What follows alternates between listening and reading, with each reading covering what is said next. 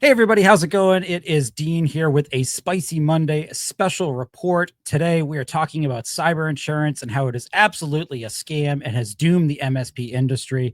I have a special guest with me that will offer his or her terrible opinions on the subject. This all was spawned from a Reddit post, so that you don't have to go read it. A quick summary that I have written up. Big cyber insurance companies just pulled a power move. Three of the largest providers have launched their own MSSPs, offering huge discounts to policyholders who use them. MSPs are already feeling the heat, losing security business while still managing infrastructure. And if that wasn't enough, there's talk of federal regulation forcing MSPs to prove their cybersecurity chops with insurance backing the push. So, is this the future of cybersecurity or just a massive conflict of interest? Let's break it down. And with that, let me bring on my special guest, Dustin Bolander. Is cyber insurance a scam? Yes or yes? Really putting me on the spot to start. So awkward. Occasionally. Occasionally. All right. That was more than I thought I was actually going to get. Yeah. No, there's maybe not scam, but there's some not so good ideas out there floating around. So I get where the attitude comes from. No, the biggest piece that I've seen kind of firsthand from it, where people say it's a scam, is not getting paid out very much. The not at all doesn't happen very often, but we do see a lot of stuff where it's like, oh, you only had a $25,000 policy, or this thing wasn't covered, or where I had the pleasure of sitting down for beers with a peer group, and as soon as they found out I was in insurance, they all started beating me up because of several of them had lost business to insurance carrier MSSPs. So Sure. that part of it, I completely get why everybody's pissed off about. So you had seen this post on Reddit and you had some thoughts. So I do. hence we've created this little impromptu Spicy Monday. I prepared some questions. I suppose before I get into my questions though, I kind of gave my crappy take on the whole thing. Why don't you give us just really quick, like, your sort of mental summary, like what got you riled up or excited about this to begin with? Yeah, so we are seeing a lot of the insurance companies pushing into, and whenever I say insurance companies, there's sort of two tiers. There's the carriers, or the people like Beltex. We have a big carrier. It's not my bank account that's backing our policy, but we designed it. You can't get it anywhere else, kind of thing. And then you see a lot of the insurance agencies also getting into it. So sort of two separate tiers that we're having to deal with whenever I say we, MSPs. But it's one of those things that, from the small business perspective, is I always say, why? Like, what's the point? Okay, great. We have this cool new MDR. We also have Huntress, we have Blackpoint, we have Ad Lumen, we have Field Effect. Like, there's a bunch of good stuff out there already. And if you go look at, let's use Huntress as an example, right? There's the really cool thing they did, the Quackbot vaccine. Mhm. Like, that's cutting edge research. None of that stuff ever comes out of insurance. Like, okay, sure, they can build kind of a table stakes MDR service, but the best and brightest security researchers and engineers are not sitting there itching to go into a insurance company owned SOC, right? So I'm not saying it's like a bad thing, but it's kind of, what's the point whenever there's all this great stuff out there? A lot of business, the MBA guys are like, you should build, buy, or partner. There should be a lot more partnering than building. Like, it's a saturated space. You know that on the MSP. Probably as an MSP, you're getting a call every month from like, we have this cool new MDR, XDR, blah, blah, blah, blah, blah. Like, just use the shit that's out there already. It's good. Almost sounds like you're saying that if you even remotely have your act together as an MSP or an MSSP, this isn't really that scary. No, it should not anymore. So let's look at the situation where it bites most people and they're pissed off the most, right? Is there's some kind of breach, insurance company comes in to deal with the claim, then, oh, suddenly your MDR is out, your security awareness training, whatever is out. That's probably a high risk that the next MSSP that cold called them was going to get some of that business anyways. I don't want to say don't screw up, but whenever these events happen, like, they're going to be pissed off no matter what, right? They're going to be disappointed. It doesn't matter if you stop the attack in 2 minutes. So no, I don't think it's that big of a threat. It's another, look at it as just another MSSP coming into the industry. Like, there's some vendors running ads right now on add another S. We'll help you add the S to your MSP, right? To become an MSSP. It's same kind of thing. It's those guys. That's who you're competing against. They're not coming in and wowing anything. They just have that first foot in the door post breach. So, cyber insurance launching their own MSSPs, in your opinion, not a conflict of interest at all, right? It's just like how Oh, that's judges, another. can be defense attorneys. So yeah, it's It is. So if you notice, my favorite interaction that I had, I still have the email saved somewhere, was one of them had emailed, I still own an MSP, and somehow I'm the insurance contact for one of our clients. So the guy emailed me, he's like, oh, we're from blah, blah, blah security services. And I said, hey, no, don't you think this is a big conflict of interest? Oh, no, sir, that's, Dean Carrier Incorporated. We're Dean Security Services Incorporated, completely different company. Like, all right. There's only a couple of states where the carriers can directly offer services. We're down here in Texas. If you can tell, right? We're one of the ones where they can, but there's very few. To the lobbying point, they are actively lobbying to change that. But yeah, because I mean, it's a huge conflict of interest that they don't let it in the door. We've heard for years MSP can't help during incident response, which by the way, Dean, they can because our policy lets them do it. But it's possible. There's good rules of engagement. You can have that sort of thing. But this is absolutely. If you go look, there's a carrier called AtBay, and they put out an announcement. I'm not saying my opinion or anything, but their press releases articles where they're shutting down one of their lines of cyber insurance to focus more on their SMB focused security services. Doesn't this happen in other insurance industries though? Like if I break my windshield here, and I hit up Geico, they have a preferred list of vendors they want me to use to get the windshield replaced. There's got to be a kickback there. Like, isn't this normal in insurance? There's not really. That's the weirdest part to me. Like even on the front end where they try to sell you stuff, there's almost never a kickback. It's something they've identified as a good service. A lot of times it's a competitive advantage kind of thing. But on the claim side, it's usually these guys do a good job. They charge us good prices, that kind of thing. One carrier that the industry loves to pick on, Coalition. But one of the cool things I like that Coalition does is they have their own in-house response team, and they will waive your deductible on it. And that's because they know that their team can do it, faster and cheaper than a lot of the third-party providers. But no, it's the part that's different from traditional. What you're talking about, that's like the panel, right? The pre-approved vendors, recommended stuff like that. It's the bringing it in-house is where it's starting to get kind of dicey. That's a little bit different. And there's been some, but no, this is back to my point earlier, right? A lot of the states prohibit the carrier delivering services. That part's a little bit more unique than what we've seen in the past. So you mentioned a minute ago when you were talking stuff like waiving a deductible because they know the value, of having their own team do it. Let's assume for a minute, you and I like to talk about this, that the industry is totally commoditized. So all of us could actually offer the same product. If an insurance company is coming in and offering a 40% discount to use their in-house MSSP, aren't they screwed? Like, is this literally not a race to the bottom at that point? So the fun thing you see all this stuff where it's like, use our technology, get a discount, X percentage. There is one partner program we have where it's us and there's another insurance company. The other insurance company did the 40% thing, but the difference was their rates are double ours. So even with the discount, it's still more expensive. So it's kind of that thing of, oh, we'll do this if you sign today, but then you just jack the rates up. Or how on Amazon Prime Day, everything goes up in price like the 30 days before, right? So yeah, okay, great. It's an X% discount over this stupidly expensive thing. But then to your point, race to the bottom. Yeah, absolutely. If we look at the, going into 2019, the insurance was completely unprepared for ransomware, got their asses handed to them. But yeah, so, going into the ransomware pandemic, they had it really bad, kind of overcame that, started to figure out. And then now what we've seen the last year or two is they started to pull back requirements again. I can go get several different policies without multi-factor authentication on it. My hot take is that these services are, I'm not saying they're bad. They're just middle of the road. It's not an excellent service like a Huntress or a Blackpoint kind of thing.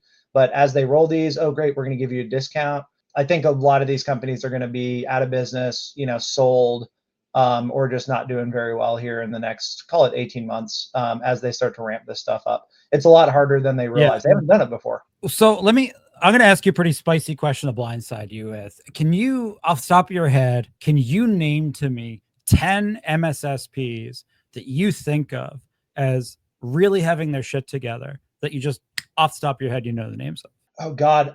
The first one that jumps to mind is Dot Security, which is part of Impact. And I am struggling a little bit thinking past that. Okay. That was my assumption. That's kind of the joke, the meme around the ease of becoming an MSSP is. Yeah. Slap another S in there. everything you've said to me, it kind of sounds like these insurer-backed MSSPs, are they even any good? Are we just basically seeing budget security become the next big insurance loophole?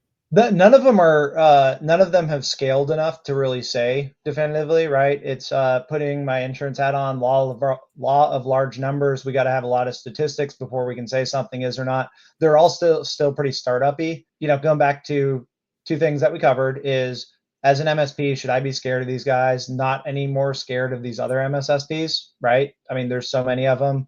Half of them. I had a 5-person MSP that just pivoted into security pitching me. That's like down the street in Austin. I was like, I've known you guys for years. I know what trunk slammers you are. Like, no, I'm not going to outsource my MSP security to you. There's just a lot of snake oil stuff like that. And then from the other standpoint, there's nothing indicating this stuff is going to be anything besides kind of table stakes style security like most of these other MSSPs.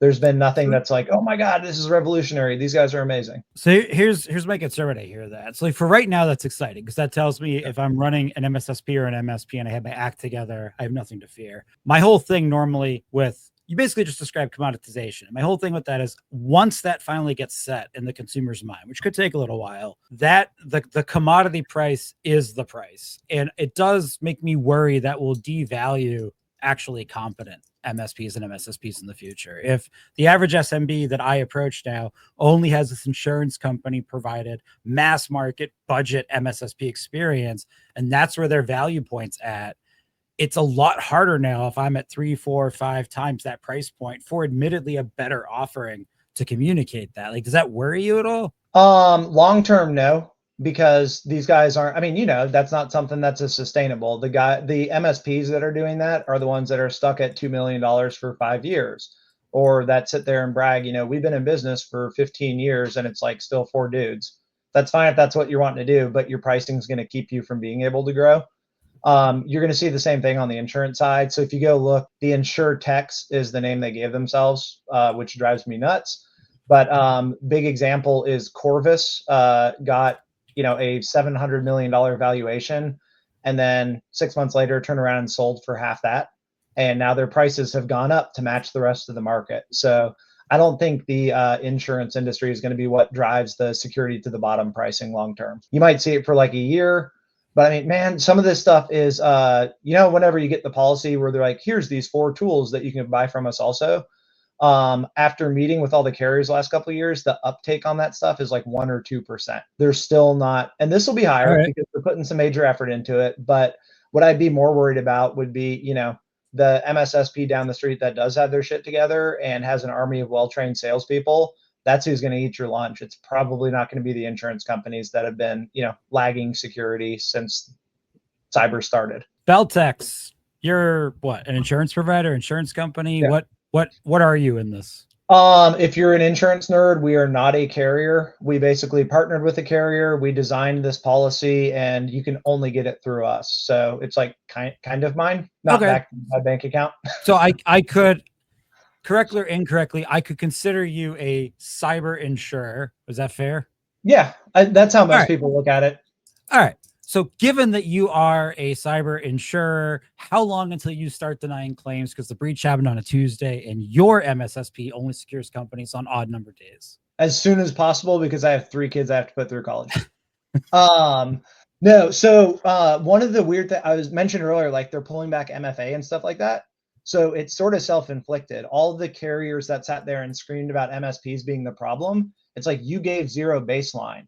You were offering the trunk slammer customers a policy whenever you shouldn't even be considering that stuff. So what we've done, we actually had our first claim the other day, and it's not closed yet, but so far it looks like everything's going to pay out. But what we did instead was not be idiots. And like we require, as far as I know, we are the only policy in the entire cyber insurance industry in North America. Every single policyholder has to have 24/7 MDR, right? So I want to set that. I've had, insurance agents will be like, oh, you can only get like 0.01% of the market. Okay, great. But it's going to be the companies that actually take security seriously. So that was our approach to it, was actually have a reasonable security baseline to where, we don't, Not that the industry is out here denying claims, but that we don't have to deny claims to be profitable kind of thing. So If we just set a high bar. Do you not really like if I have Temu 24/7 MDR, wish.com 24/7 MDR, is that just as good to you as if I have, something industry leading, Blackpoint, Huntress, Sophos, whatever? At the moment, no. I'm not saying we're going to change it, but no, we're looking more for the categories. So the thought process being, we know there is a MSP that I met up in Pittsburgh, Pennsylvania, that had a SOC service that they sold to their clients. And it was an 8x5 SOC, come to find out. And it was two dudes that would do security when they weren't fixing printers. That's still better than somebody that's just, running WebRoot on there and calling it a day. So we are not being picky on security. There's a handful of things that we've blacklisted because it's just completely out there, right? You can't run your, I can't remember the name of it, but I'm not one to throw stones there. Our MSP at one point was the largest Avast free customer in the world, actually, for like a 2-month period of time. So yeah.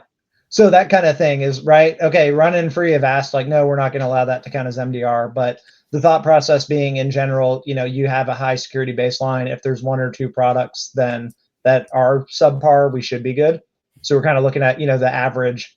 If we average out across all these security tools that we're requiring, then you're in pretty good shape versus your traditional policy right now where it's like, do you have passwords? Like, hopefully you turn on MFA next year. Here's a policy kind of thing. If cyber insurers are either de facto or at least the way you're describing, sort of implying the standards and then basically enforcing them with paying or not paying out, I mean, are we at a point where we should just cut out the middleman and have them all run the IT department too? Have like an all-state MSP with little Jake from State Farm SOC on the side? Like, no, I still think the original concept is sort of the separation of powers is great. So the way that I always talk about insurance is, on the cybersecurity framework, NIST CSF has the 5 phases, right? Is insurance is just another control for respond and recover. So it shouldn't be in detect. It shouldn't be in protect or anything like that. Like, it's a financial compensating control. And it needs to get a little bit better at sticking to that. Underwriting needs to be improved. It's crazy on some of these problems where, cyber moves fast. So I'm not going to say it's fixable, but again, the fact that you can go get, I can't do it on air, sorry, because there are carriers that we love and respect, but there's 4 of them that I can go off the top of my head. I can go get you a policy with no multi-factor. It's 2025, dude. Why the hell is anybody offering an insurance policy with no multi-factor required? Like, that's insane to me. So I think that's the big it's hard, man. I know, it's annoying. The little duo thing pops up while I'm trying to sleep in the middle of the night. It is annoying. Somebody's logging in from China and I just hit accept so I can go back to bed. One thing we learned over the last few years when Kaseya launched 365, besides that large companies are bad at branding, was that MSPs will buy something if it's very, very easy to consume. Like, MSP in a box, for as much as we joke about it, is desired. I see more and more vendors who are related to this space, like you, starting to try to figure out ways to become the one destination. How do you feel about companies that are viewed as being involved with MSP cyber insurance, doing things like adding risk reduction platforms or other sorts of tools that aren't directly what we talked about in this Reddit post, but are kind of in the same vein, sort of putting a cattle chute and funneling all the MSPs to one goal? Is that skeezy? Is that like on the up and up? Should we feel good about that? Depends, I guess. So what one of the things we realized over the last year or so with Beltex is insurance is just a pain in the ass. Nobody gets excited, and well, now you're going to, that I'm telling you this, but nobody's like, oh, it's renewal time. Like, I can't wait to do all these PDFs and I got to install these and that kind of thing. So we've been focusing more on getting it simple. There's certain cases where that stuff works out pretty well, but there's a few companies that have had tools like that. DataStream was one that launched it a couple years ago where, this risk analysis, it'll show you financial controls, blah, blah, blah. But what we see that most MSPs run into is it's kind of like, first of all, if it's a free product, where's the money coming from? Oh, you're the product, right? I want to harvest all your data kind of thing. Which, not saying right or wrong, but like, most MSPs aren't comfortable with that once it comes down to it. But the other part is, I actually had a MSP I was talking to this morning, and he said with a lot of these kind of lightweight risk management platforms that insurance can bundle and stuff, he said, if we are going to do that, I'm going to go buy real tools for it and not use a half-step solution. So like, it's a cool, shiny thing. We have one of our carriers has this neat little graph that'll show you, here's the average rate that it increases. but that literally ends up being like a screenshot in an email kind of thing. It is not a critical tie-in. It's not something that, we're going to sit down and do an hour-long meeting using. So I feel like it's a 2% value add. Going back to what we were talking earlier, right? A lot of these MSPs don't know how to sell. They don't know how to scale. The Right. ones that are, they're going to go buy a real threat captain came up actually this morning. That was a specific example the guy used. And he's like, I'm going to go buy threat captain whenever we're ready for that level of it and not use a half-baked insurance tool. The companies that are running a real VCIO team or real virtual CISO team are going to have an actual, fully fleshed out paid product, not a Trojan horse from an insurance company. Last spicy question I'm going to ask, trying to get you to trip up and name another vendor in the space. So if we keep this theme of easy to consume, the other way I've seen this approach, this idea of cyber warranties, is that horseshit, or does that actually fit in for some people? I am slowly coming around on the warranty thing. I've had not what I was expecting. Yeah, no. Well, it's been 2 years of all the MSPs being like, oh, this warranty thing's great. Like, we can sell it, we can mark it up, blah, blah, blah, blah, blah. The trick on the warranties, so sort of, I guess, is the answer. That goes back to the friction thing, I think, where it's like insurance is a pain in the ass to get. It's a pain in the ass for the MSP to help with, that kind of thing. So going back to keeping it simple, a little bit of a shameless plug. We have our app. You fill it out online completely. The MSP can sit there and help. You get an instant quote. Like, it's easy, right? It's not a 8-page PDF, that kind of thing. So I think that's a lot of the interest in the warranty side. Again, the guys that are marking it up, if you're sitting there looking at, a $300 a month warranty that, ooh, I can make another $40, dude, Dan, go make money a different way, right? That's not that's not something you should be focusing on. It's a nice little value add, but conceptually from the warranties that we ended up partnering with a company because it's purely financial. So it's not bringing in services. It's not putting the MSP at risk. It's just a straight check here, do what you need to with it. So I think there is a place for it. But again, that's one of those things that's going to be, go look at, maybe it was Arctic Wolf, one of the big companies that bundles warranties with their product. They were openly bragging, this is the worst damn marketing ever. The CEO was like, we've never paid out a single claim. I know how he meant it. Came across really bad, but from that standpoint, again, this is like a 1% of the market solution. Final thoughts from you. As an independent broker, are you seeing MSPs panic, pivot, or pour a stiff drink over all of this? And what's your advice other than investing in a good stress ball? More panic than there should be. So if we look at the more mature MSPs that have like a legit security practice, that have a legit account management team, that kind of thing, they're pretty chill about it. It's the mid-sized ones that are freaking out, where it's like, guys, just a little bit of education. You can be defensive. We have some stuff around it. Some of the attorneys have done it. Fifth Wall has some education series. Like, the stuff is out there on how to be prepared to deal with all this. And then the small MSPs, it goes back to what I said earlier, right? The MSSP down the street is just as much of a threat as the insurance MSSP is. Dustin, I appreciate you being blindsided coming on here and answering my spicy questions. This entire time I was trying to bait Dustin to say things that will get him in trouble. Did a pretty good job of there's always round two though. Yeah. Any other spicy thoughts? That's all I got, man. It's Monday. I'm tired already. Thanks for joining me. We'll have to do more of these. I like having you on. I'm ready.